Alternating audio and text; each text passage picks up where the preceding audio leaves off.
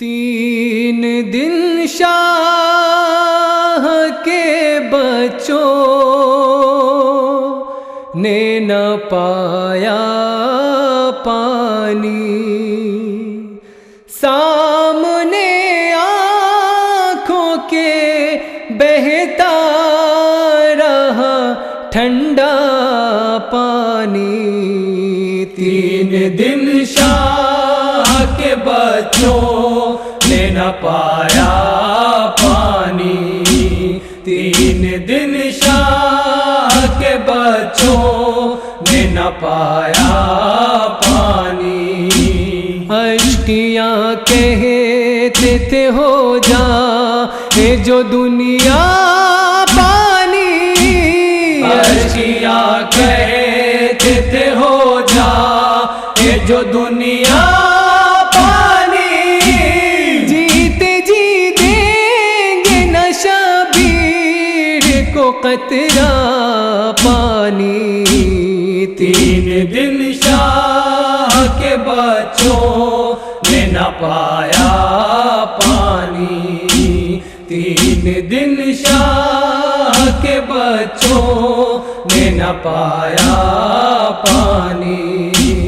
مانگتی تھی جو یتیمیں شہ مظلوم کبھی، مانگتی تھی جو یتیمیں شہ مظلوم کبھی۔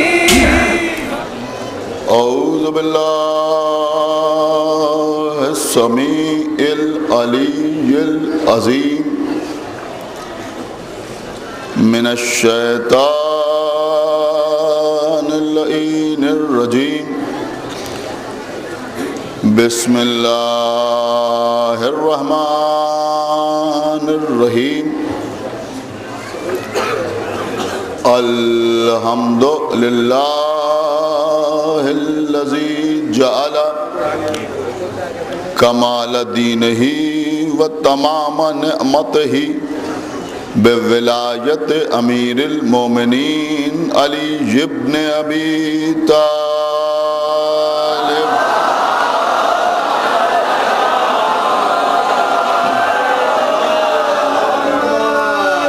الصلاۃ والسلام علی صاحب الدین والاسلام والحل والحرام والرکن والمقام والصلاۃ والصیام والسجود والقیام والشریعت والاحکام والحجت والبرہان والمحبت والعرفان والحق والبیان والکتاب والقرآن، سیدنا و نبینا و شفیعنا و مولانا و مولا الثقلین جد الحسن والحسین ابی القاسم محمد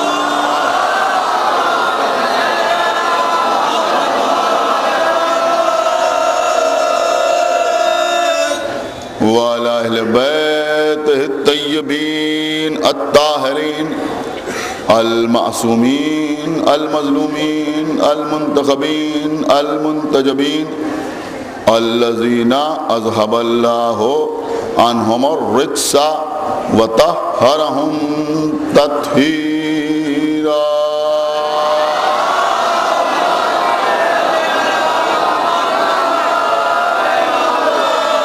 ولعنۃ اللہ علی اعدائہم وقتلتہم وغاصبی حقوقہم ومنکری فضائلہم ومصائبہم وشجاعتہم وسخاوتہم وطہارتہم وولایتہم وعظمتہم وعطشہم اجمعین من الان الی یوم الدین۔ اللہم عذبہم عذابا یستغیث منہ اہل النار، آمین رب العالمین۔ اما بعد فقد قال اللہ سبحانہ تبارک و تعالی فی کتابہ المجید وفرقانہ الحمید وقولہ الحق، بسم اللہ الرحمن الرحیم۔ ان اللہ اصطفى آدم ونوحا وآل ابراہیم وآل عمران علی العالمین۔ صلوات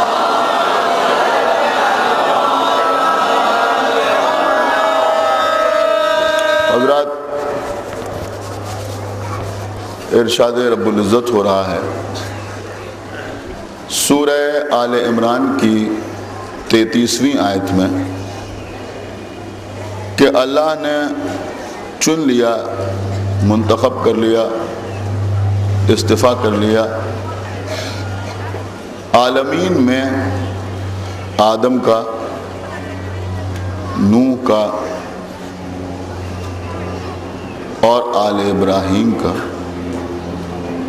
اور آل عمران کا۔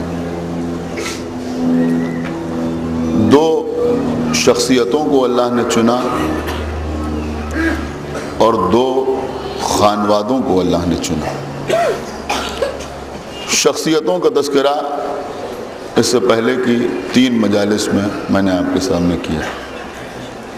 وہ شخصیتیں کون؟ جناب آدم اور جناب نوح۔ اب 2 خاندان ہیں، 2 خانوادے ہیں جن کو اللہ نے منتخب کیا۔ پہلا خانوادہ آل ابراہیم، دوسرا خانوادہ آل عمران۔ عزیزوں آپ غور کیجئے کہ آل ابراہیم، آج کی مجلس اسی تذکرے پر تمام ہوگی۔ آل ابراہیم، ابراہیم کی آل۔ عزیزوں بہت توجہ کے ساتھ سماعت فرمائیں کہ اللہ نے ابراہیم کو کیوں چنا، اللہ نے ابراہیم کو کیوں منتخب کیا؟ آپ کو معلوم ہے کیوں منتخب کیا؟ کیوں چنا اللہ نے ابراہیم کو اور ابراہیم کی آل کو؟ بہت توجہ آپ حضرات کی چاہتا ہوں۔ عزیزوں اللہ نے ابراہیم سے پہلے جتنے نبی بھیجے، ہر نبی پر اللہ نے اپنا سلام بھیجا۔ بہت توجہ کے ساتھ سنیں، سارے نوجوان سنیں، بچے سنیں، بزرگ سماعت فرمائیں۔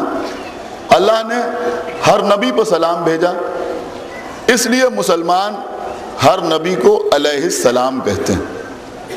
غور فرمائیے جو بات میں عرض کر رہا ہوں۔ آدم علیہ السلام، شیس علیہ السلام، ہود علیہ السلام، نوح علیہ السلام، موسیٰ علیہ السلام، عیسیٰ علیہ السلام، ہر نبی کو علیہ السلام کہا جاتا ہے۔ کیوں کہ ہر نبی کے لیے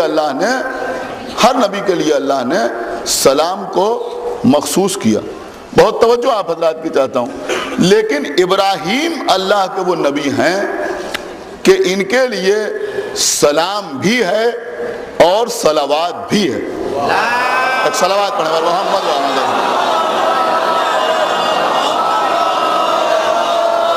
دیکھیں آپ توجہ فرمائیں، میں کیا عرض کر رہا ہوں کہ ابراہیم کے لیے، خدا کے لیے توجہ فرمائیں جہاں جہاں حضرات بیٹھے ہوئے ہیں، ماشاءاللہ پڑھے لکھے حضرات بیٹھے ہوئے ہیں، علماء کرام بھی تشریف فرمائیں، شعراء کرام بھی بارگاہ سرکار باب الحوائج میں حاضر ہیں۔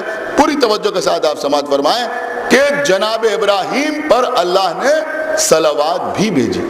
اسی لیے جب آج کوئی بھی مسلمان رسول اللہ پر صلوات بھیجتا ہے تو اس انداز سے صلوات بھیجتا ہے کہ اللہم صلی علی محمد، ہم اپنی بات نہیں کر رہے ہیں، سارے مسلمانوں کی بات کر رہے ہیں کہ اللہم صلی علی محمد و آل محمد کما صلیت علی ابراہیم و آل ابراہیم۔ آپ غور فرما رہے ہیں کہ پروردگار محمد و آل محمد پر صلوات ہو اور ویسی ہی صلوات ہو جیسی ابراہیم اور آل ابراہیم پر۔ کچھ غور کیا آپ نے؟ جیسی ایک صلوات پڑھیں پر محمد و آل محمد۔ سنا آپ نے؟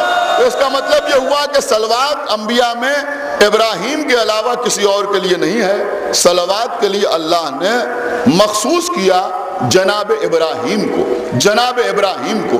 انشاءاللہ اگر بات آپ تک میں پہنچانے میں کامیاب رہا تو آپ محظوظ ہوں گے، لیکن آپ کی خصوصی توجہ چاہتا ہوں کہ اللہ نے تمام انبیاء کے لیے سلام رکھا لیکن ابراہیم کے لیے صلوات رکھی۔ آپ بتائیں کہ جب سب کے لیے سلام ہے تو صرف ابراہیم کے لیے سلام اور صلوات دونوں کیوں ہیں؟ اللہ نے ابراہیم کے لیے صلوات کیوں رکھی؟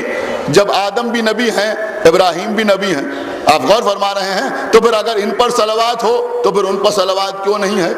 غور کیا آپ نے؟ اگر کوئی کہے کہ ابراہیم رسول تھے تو نوح کو بھی اللہ نے رسالت عطا کی، تو نوح پہ صلوات کیوں نہیں ہے؟ بہت توجہ کے ساتھ سنیے گا۔ تو ابراہیم کے پاس ایسی کون سی خصوصیت ہے جو دیگر نبیوں کے پاس نہیں ہے؟ نہیں غور کیا آپ نے؟ ابراہیم کو اللہ نے کون سا ایسا منصب عطا کیا جو باقی رسولوں کو عطا نہیں کیا؟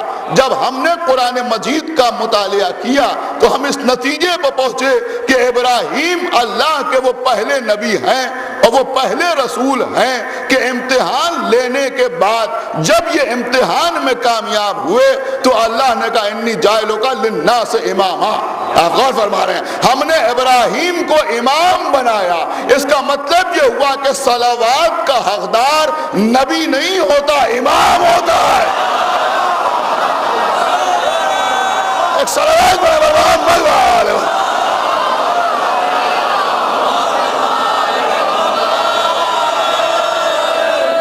بھائی، ایک صلوات اور پڑھیں محمد والے محمد۔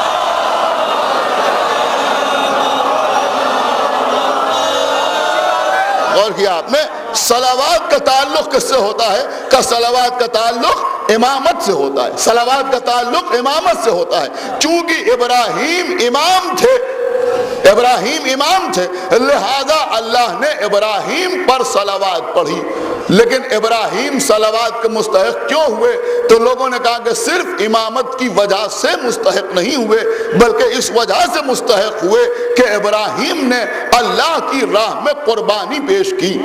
غور فرما رہے ہیں؟ ابراہیم نے، خدا کے لیے توجہ فرمائیے گا، ابراہیم نے اللہ کی راہ میں قربانی پیش کی۔ بھئی ابراہیم کو اللہ نے امام بنایا، ابراہیم کو اللہ نے امام بنایا تو ابراہیم لائق صلوات ہوئے، لیکن اسماعیل کے لیے تو کوئی اس طرح کی آیت نہیں، تو پھر اسماعیل پر صلوات کیوں؟ اس لیے کہ جب آل پر صلوات ہوگی تو اسماعیل بھی اس میں آئیں گے۔ آپ غور فرما رہے ہیں؟ تو جواب یہ ملا کہ اسماعیل جو آل ابراہیم ہیں وہ صلوات کے مستحق اس لیے ہیں، وہ صلوات کے مستحق اس لیے ہیں کہ جب ابراہیم نے اسماعیل سے یہ کہا کہ میں نے خواب میں دیکھا ہے کہ میں تمہیں ذبح کر رہا ہوں، تو اسماعیل خوشی خوشی اس قربانی کے لیے تیار ہو گئے۔ کیا سن رہے ہیں آپ؟ اس قربانی کے لیے، ارے سارا مجمع پوری توجہ کے ساتھ سنیں، اس قربانی کے لیے تیار ہو گئے۔ تو چونکہ اسماعیل قربانی دینے کے لیے تیار ہوئے، لہذا صرف ابراہیم نہیں بلکہ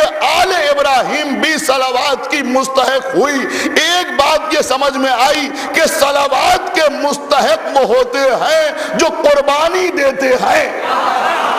نہیں غور کیا آپ نے؟ خدا کے لیے توجہ فرمائیے، میں کیا عرض کر رہا ہوں؟ صلوات کے مستحق وہ ہوتے ہیں جو قربانی دیتے ہیں، جو قربانی نہ دے سکے وہ صلوات کا مستحق نہیں ہوتا۔ اسماعیل اس لیے صلوات کے مستحق ہیں کہ مینا میں قربانی کے لیے تیار ہو گئے۔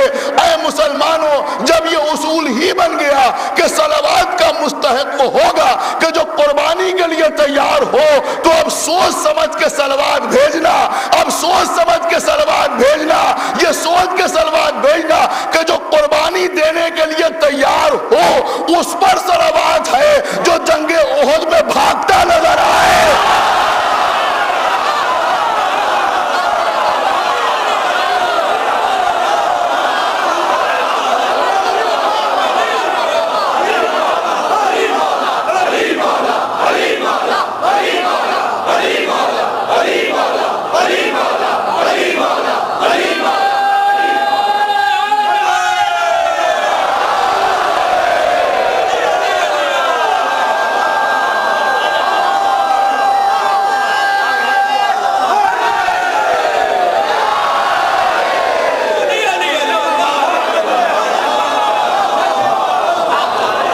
صلوات اور پڑھیں محمد وآل محمد۔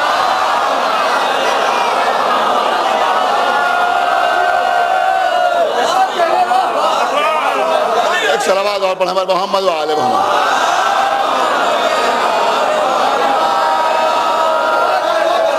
اور کہنا آج تک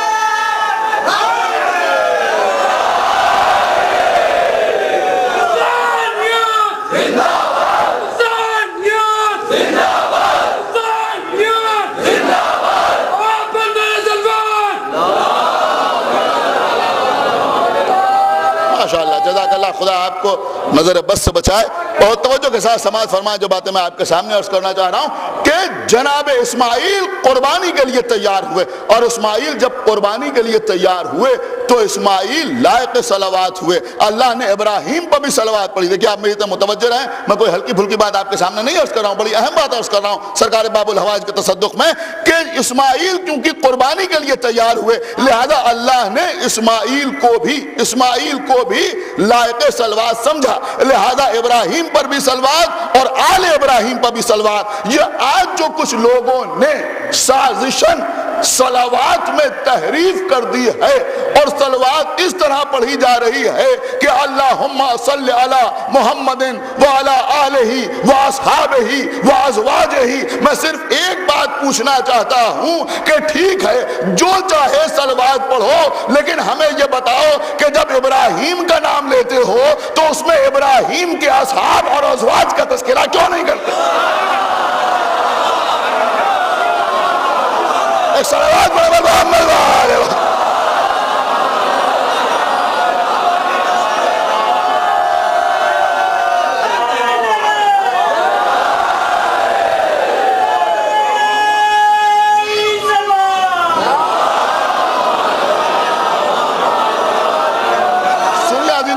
ابراہیم کی خصوصیات کیا تھی جو لائق صلوات ہو گئے؟ ابراہیم کی خصوصیات کیا تھی جو ابراہیم اور آل ابراہیم کو اللہ نے منتخب کر لیا؟ تو جواب دیا گیا کہ ابراہیم کی خصوصیت یہ بھی تھی کہ ابراہیم نے بتوں کو توڑا تھا. کچھ غور کر رہے ہیں؟ نہیں غور کر رہے ہیں. ابراہیم نے بتوں کو توڑا تھا, ابراہیم نے بتوں کو توڑا تھا. تو ایک بات سمجھ میں آئی کہ جو بتوں کو توڑے, کیا سن رہے ہیں؟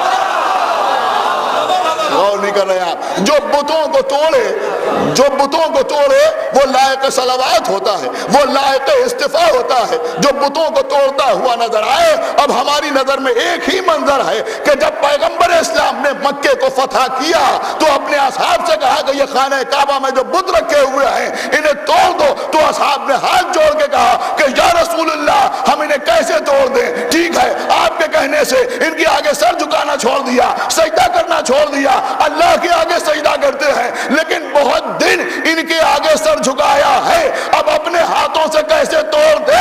ایک مرتبہ میرے مولا آگے بڑھے کہ یا رسول اللہ یہ کام میں انجام دوں گا, اس لیے کہ نہ کبھی میں نے ان کے آگے سر جھکایا نہ میرے باپ دادا نے.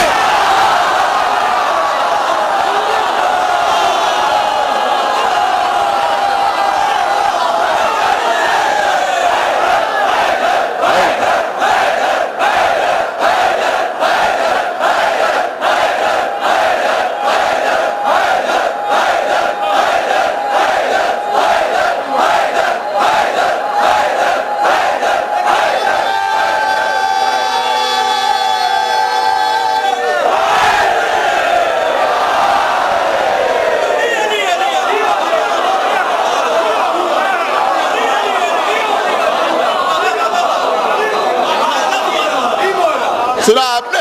ابراہیم نے بتوں کو توڑ دیا. ابراہیم نے بتوں کو توڑا, اور جب ابراہیم نے بتوں کو توڑا تو ابراہیم کی پیشی ہوئی نمرود کے سامنے.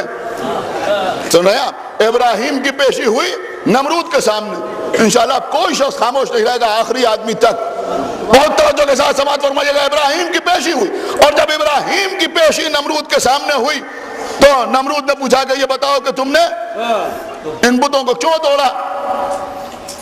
تو ابراہیم نے کہا کہ جو بڑا ہے ان میں اس سے پوچھ لے. ارے ایک صلوات تو پڑھے محمد وعلی آلہ.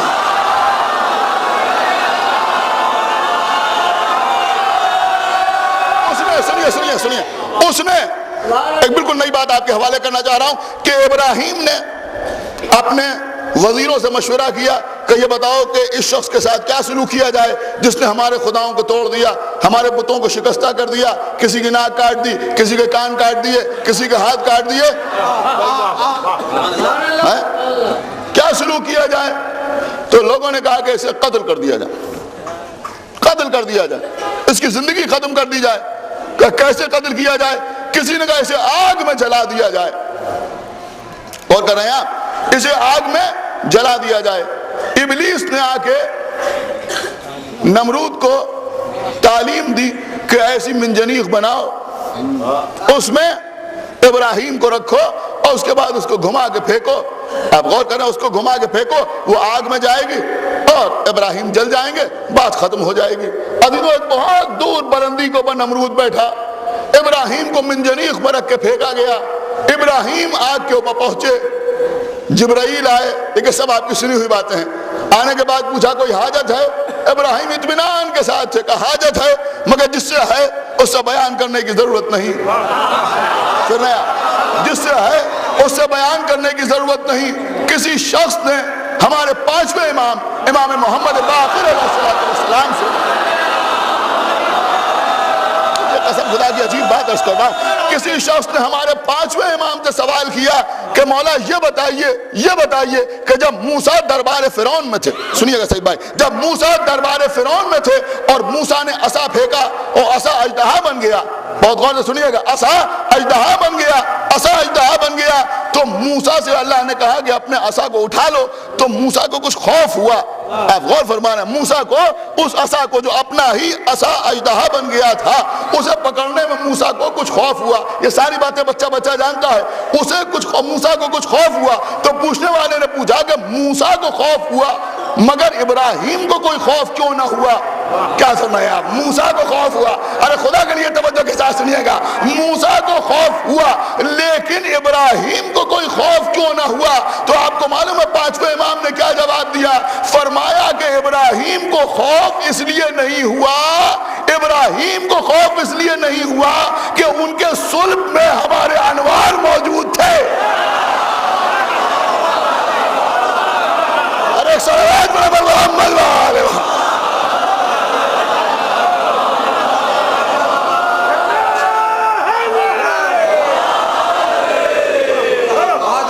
ابراہیم کے صلب ابراہیم میں ہمارے انوار مقدسہ موجود تھے, لہذا ابراہیم کو خوف نہیں ہوا. اور چونکہ موسیٰ کے صلب میں ہمارے انوار نہ تھے, کیا سن رہے ہیں, موسیٰ کے صلب میں ہمارے انوار نہ تھے, لہذا انہیں خوف محسوس ہوا.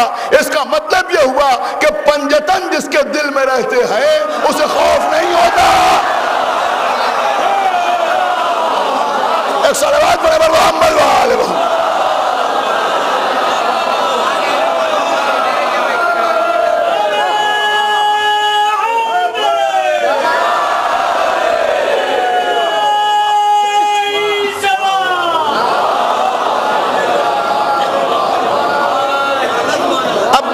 سنیے, بہت توجہ چاہتا ہوں, سنیے گا, بڑی عجیب و غریب بات عرض کر رہا ہوں کہ علامہ مجلسی نے حیات القلوب میں تحریر کیا کہ کسی شخص نے ہمارے چھٹے امام,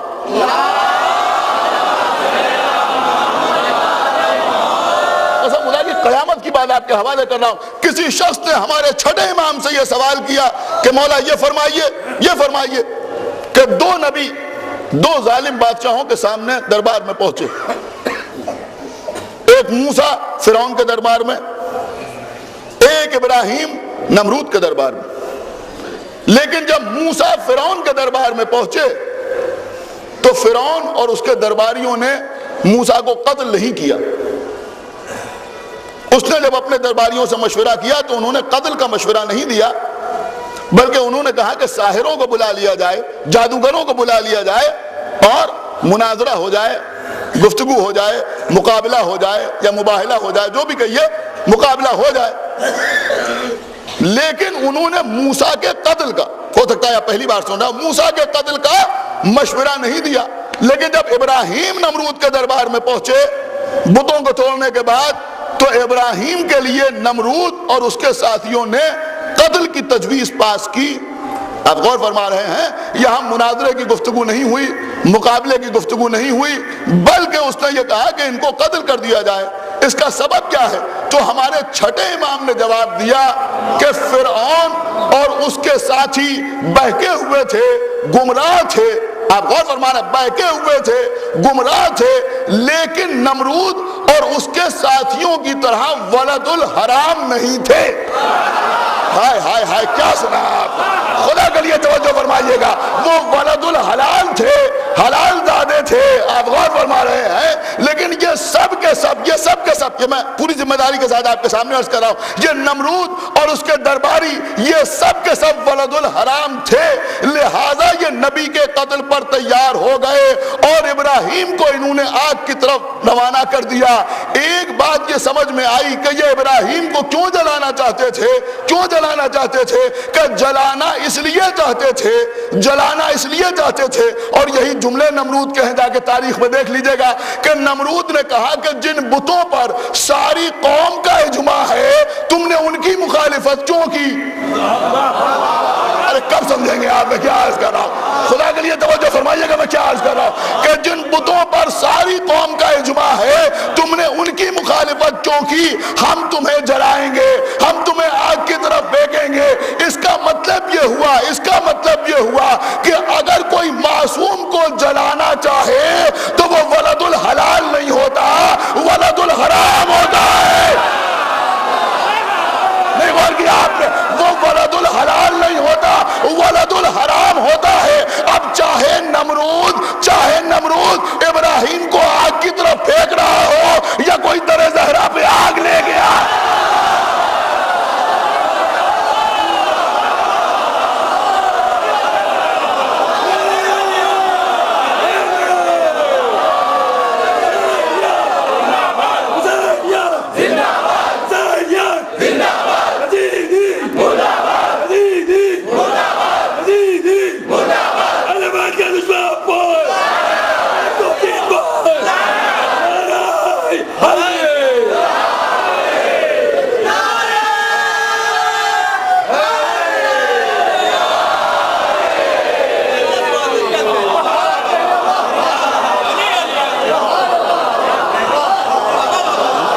ایک صلوات اور پڑھیں محمد وآلہ محمد۔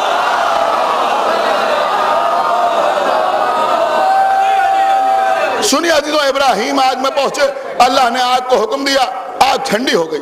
اللہ نے حکم دیا آگ کو، آگ ٹھنڈی ہو گئی۔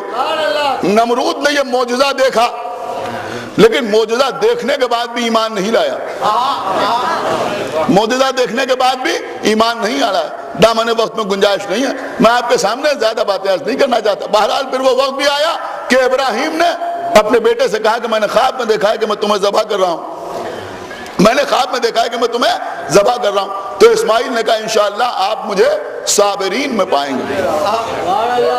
ابراہیم بیٹے کو لے کے مینا میں آئے، اپنی آنکھوں پر پٹی باندھی، غور کر رہے ہیں آپ، بیٹے کی گردن پر چھری رکھی، بیٹے کی گردن پر چھری رکھی۔ اللہ نے فوراً دمبا بھیج دیا، گوسپن ذبح ہو گیا، اسماعیل بچ گئے۔ کچھ سنا آپ نے؟ گوسپن ذبح ہو گیا، اسماعیل بچ گئے۔ سنیے گا عزیزوں، بڑی نئی چیز میں آپ کے حوالے کر رہا ہوں۔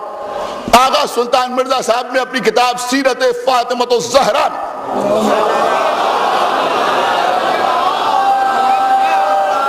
تحریر فرمایا ہے کہ شب ہجرت کل بھی میں نے عرض کیا تھا، اس وقت سنیے کہ شب ہجرت رسول اللہ نے مولا علی سے فرمایا کہ یا علی آج آپ میرے بستر پر سو جائیے، آج آپ میرے بستر پر سو جائیے۔ یہ جملہ کم پڑھا جاتا ہے، اور پھر فرمایا کہ یا علی یہ ہمارا اور آپ کا ویسا ہی امتحان ہے جیسا امتحان ابراہیم اور اسماعیل کا تھا۔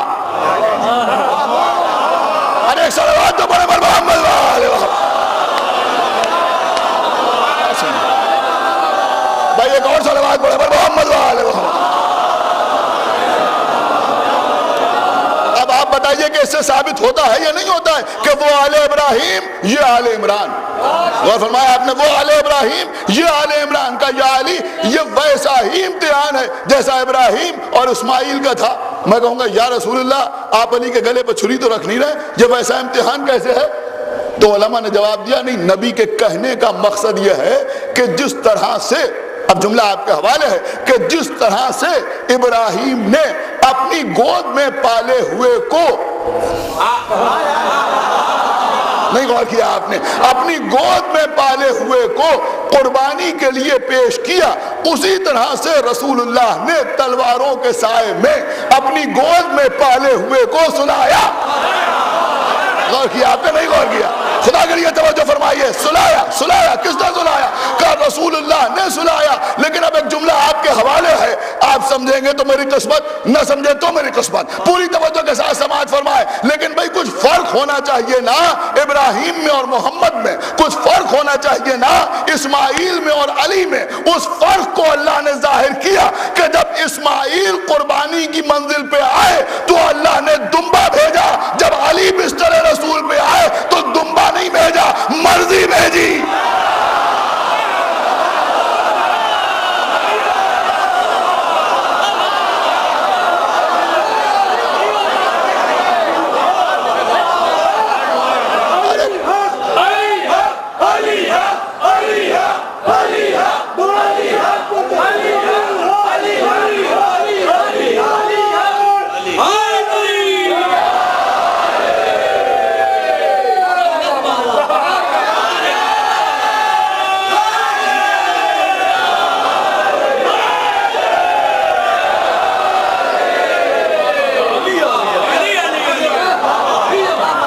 عزیزو دمبا آیا، دمبا ذبح ہو گیا، دمبا ذبح ہو گیا، اسماعیل بچ گئے، اسماعیل بچ گئے۔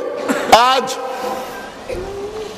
غور کر رہے ہیں آپ، میں کچھ عرض کر رہا ہوں، سارے مسلمان 10 ذی الحجہ کو عید قربان کے طور پہ بناتے ہیں، بکرے لائے جاتے ہیں ذبح کرنے کے لیے، دمبے لائے جاتے ہیں ذبح کرنے کے لیے۔ کچھ کم عقل کہتے ہیں کہ کیا پورا مجمع توجہ کے ساتھ سنیں، کچھ کم عقل کہتے ہیں کہ کیا رسول اللہ کے دنیا سے گزر جانے کے بعد یا مولا علی کی شہادت کے بعد امام حسن نے تابوت اٹھایا تھا مولا علی کا، جو آپ تابوت اٹھاتے ہیں، ہمیں بتاؤ کہ اسماعیل کے لیے قربانی کے لیے گوشت آنے کے بعد کیا ہر سال اسماعیل نے قربانی کے لیے گوشت منگایا تھا؟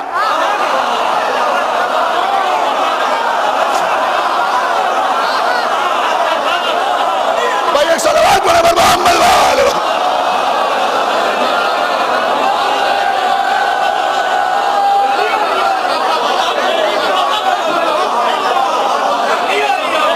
بھائی ایک صلوات پڑھے بر محمد والے۔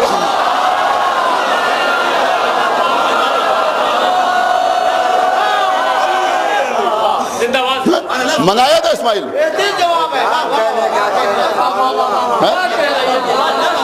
تو پھر تم کیوں مناتے ہو؟ کیوں منگاتے ہو جانور؟ کہا نہیں، یہ اس قربانی کی یادگار ہے، یہ اس قربانی کی یادگار ہے، جانور کا خون بہایا جا رہا ہے۔ کیوں؟ کہا اس لیے کہ نبی زادہ، آپ غور فرمانا، نبی زادہ قربانی کے مقام پہ آ گیا۔ اسماعیل نے جو چھری چلائی وہ یہی سوچ کے چلائی کہ ہم بیٹے کی گردن پہ چلا رہے ہیں، لیکن دمبا ذبح ہو گیا، گوشت ذبح ہو گیا۔ لہذا آج تک سارے مسلمان گوشت کو ذبح کر رہے ہیں، جانوروں کا خون بہ رہا ہے۔ کیوں بہ رہا ہے؟ کہ اس قربانی کی یاد میں جانور کا خون بہ رہا ہے۔ غور فرمایا آپ نے؟ اس قربانی کی یاد میں نہیں غور فرمایا آپ نے؟ اب آپ کو اختیار ہے، چاہے جیسے داد دے، اس جانور کی یاد میں قربانی، اس جانور کی یاد میں قربانی ہو رہی ہے، جانور کا خون بہ رہا ہے۔ ارے ہوش کی باتیں کرو، جہاں جانور کا خون بہے گا وہاں یاد بنانے کے لیے جانور کا خون بہایا جائے گا، جہاں اپنا خون بہے گا وہاں کرا لگا کے اپنا۔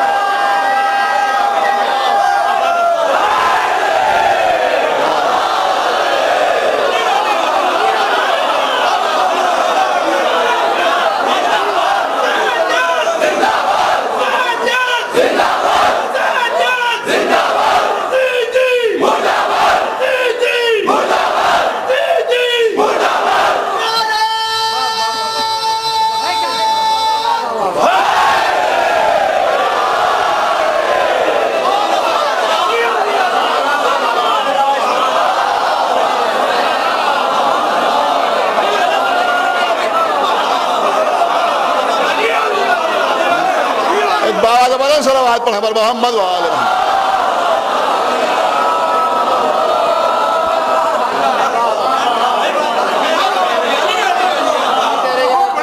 ایک صلوات اور پڑھیں پر محمد و آل محمد.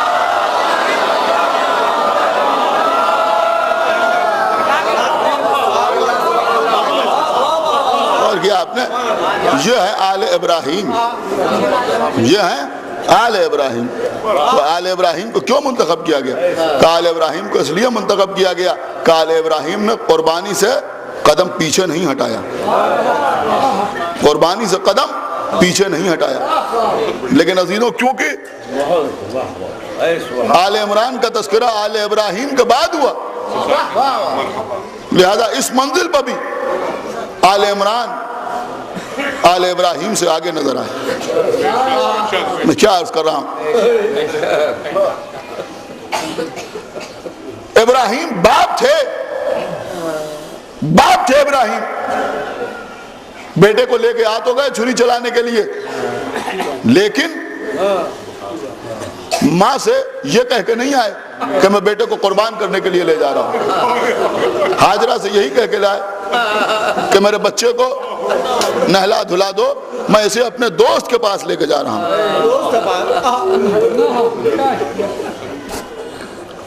اور جب واپس آئے تو اسماعیل زندہ سلامت آ گئے، زندہ سلامت آئے تھے اسماعیل. لیکن ہاجرہ نے صرف چھری کا ہلکا سا نشان دیکھا گردن پر، تو یہ کہہ کے بے ہوش ہو گئی کہ اگر دمبا نہ آتا تو. بڑا مرتبہ ہے مادر اسماعیل کا.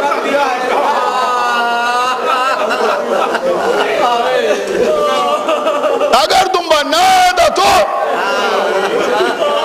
روتے روتے بے ہوش ہوتی تھی، پھر غش فاقہ ہوتا تھا، پھر یہ کہتی تھی اگر دمبا نہ آتا تو.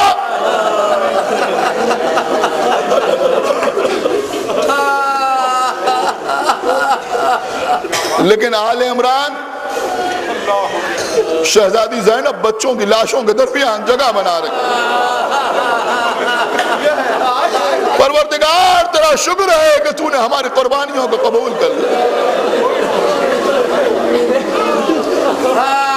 خدا آپ کو کسی غم میں نہ رلائے سوائے غم سرکار سید الشہداء. بس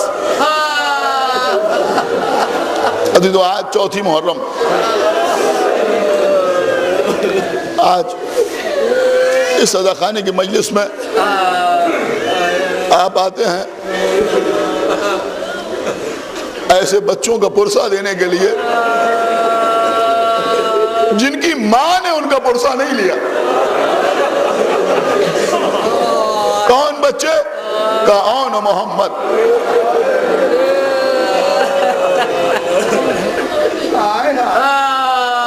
علی جیسے شجاع کے نواسے، جعفر طیار جیسے بہادر کے پوتے، عبداللہ ابن جعفر کے لال،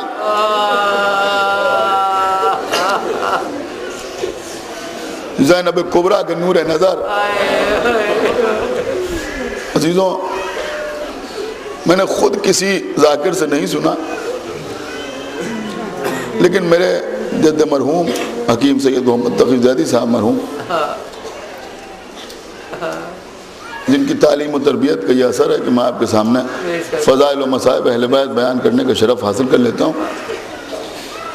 وہ بیان کرتے تھے کہ کسی ذاکر نے مصائب میں کیا اچھا گوشہ کیا، ادا کیا کہ امام حسین علیہ السلام مدینے سے کربلا تک اپنی طاقت کو بانٹتے چلے آئے.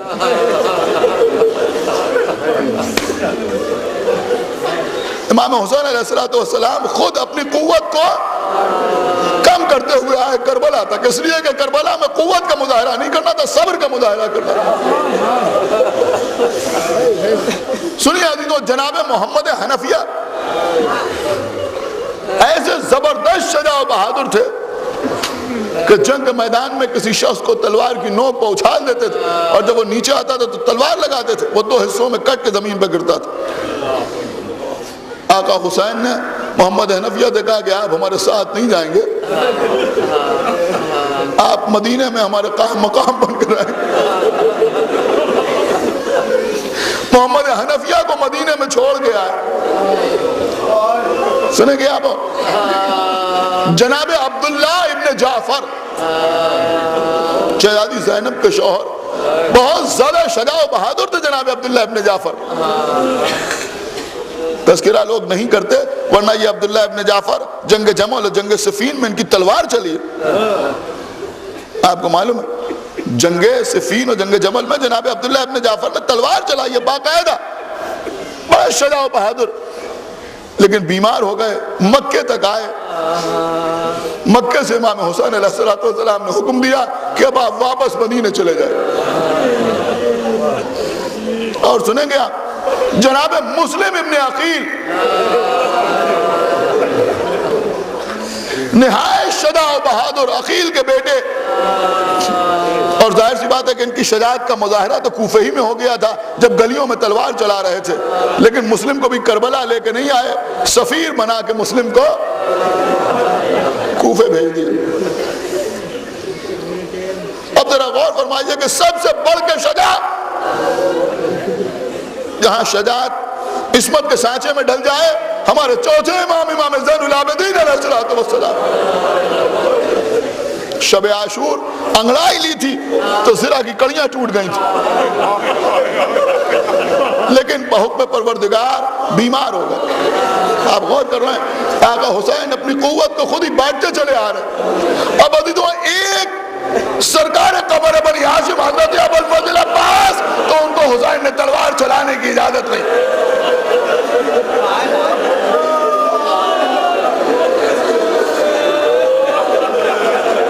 اب ذرا آپ اندازہ لگائیں کہ اگر یہ سب کربلا میں تلوار چلا رہے ہوتے تو کیا عالم ہوتا.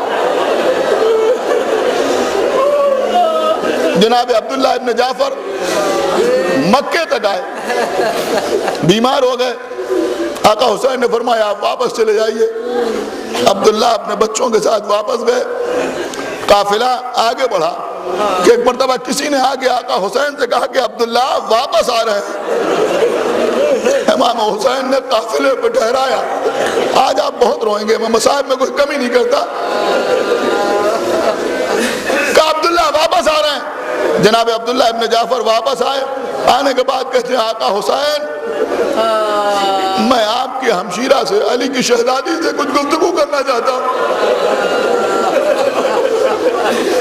محمل کی طرف اشارہ کیا. آقا حسین نے عبداللہ اپنی زوجہ کی ہماری کے قریب پہنچے, جا کے کہا علی کی بیٹی آپ پر ہمارا سلام ہو.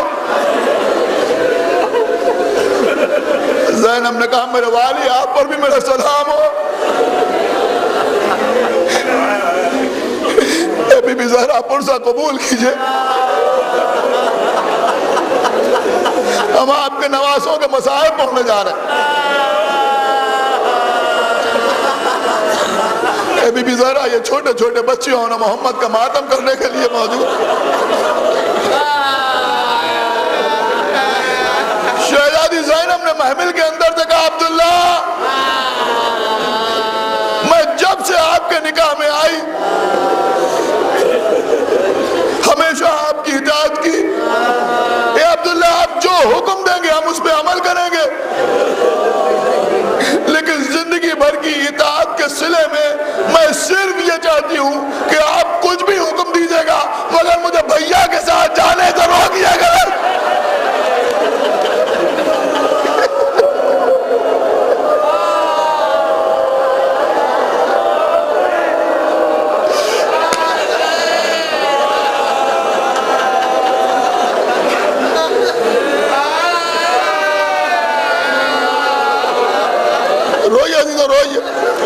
عبداللہ ابن جعفر آنکھوں سے آنسو بہنے لگے. عبداللہ ابن جعفر کی ایک مرتبہ گلوگیر آواز سے کہتے ہیں شہزادی ہم آپ کو روکنے کے لیے نہیں آئے, ہماری جان قربان. اے شہزادی ہم آپ کو روکنے کے لیے نہیں آئے. اے شہزادی میرا مولا سفر میں جا رہا ہے, میں اپنے مولا کے حکم سے واپس مدینے جا رہا ہوں.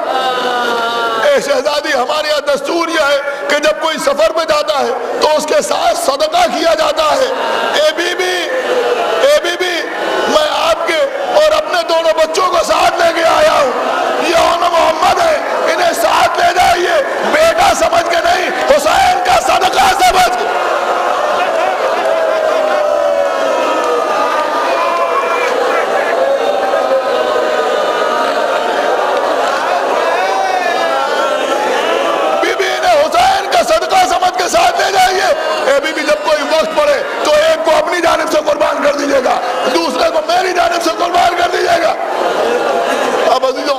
محمد ساتھ ساتھ چلے. بس میں نے مجلس کا تمام کیا. عزیزوں میں آپ کے سامنے عرض کروں شب عاشور خیام حسینی کا عجیب منظر. کسی خیمے میں ام فروا قاسم کا چہرہ دیکھ رہی ہیں. اے قاسم آج آخری رات ہے, میں تمہارا چہرہ جی بھر کے دیکھ لوں. کسی خیمے میں ام لیلا علی اکبر کے بالوں میں کنگھی کر رہی ہیں. کسی خیمے میں ام رباب علی اصغر کی گہوارہ جبانی کر رہی ہیں. لیکن عزیزوں ایک خیمے میں زینب سامنے ہونا محمد دولانو ہو کے بیٹھے ہوئے ہیں. زینب کہہ رہی ہے بچوں دیکھو کل آل محمد کی قربانیوں کا دن ہے. اے بچوں مجھے اماں کے سامنے رسوا نہ کرنا, مجھے اماں کے سامنے شرمندہ نہ کرنا. دیکھو کہیں ایسا نہ ہو کہ قاسم مارے جائے تم زندہ ہو, کہیں ایسا نہ ہو کہ علی اکبر مارے جائے تم زندہ رہو.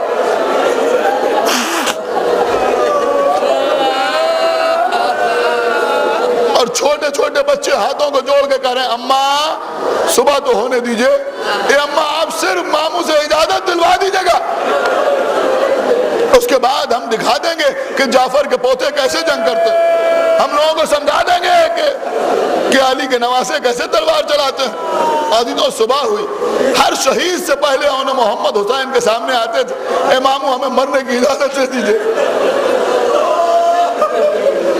حسین بچوں کو سینے سے لگا لیتے تھے. عزیزوں وہ وقت بھی آیا کہ انصار حسین کا خاتمہ ہو گیا. دونوں بچے سر جھکائے ہوئے خیمے میں بیٹھے ہوئے ہیں.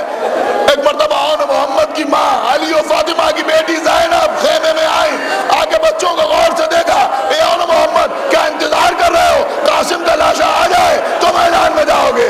اے آن محمد کیا انتظار کر رہے ہو کہ علی اکبر مارے جائیں تو میدان میں جاؤ گے؟ دونوں بچے کھڑے ہوئے. اماں کیا کریں, ہم نے بار بار اجازت مانگی, ہم نے بار بار اجازت مانگی, لیکن ماموں ہمیں اجازت ہی نہیں دیتے. زینب نے دونوں بچوں کو ساتھ دیا, کہا بچوں میرے پیچھے پیچھے آؤ. زینب نے آبا اوڑھی, بچے اون محمد زینب کے پیچھے پیچھے. زینب حسین کے سامنے آئی. اے بھیا حسین میں کون ہوں؟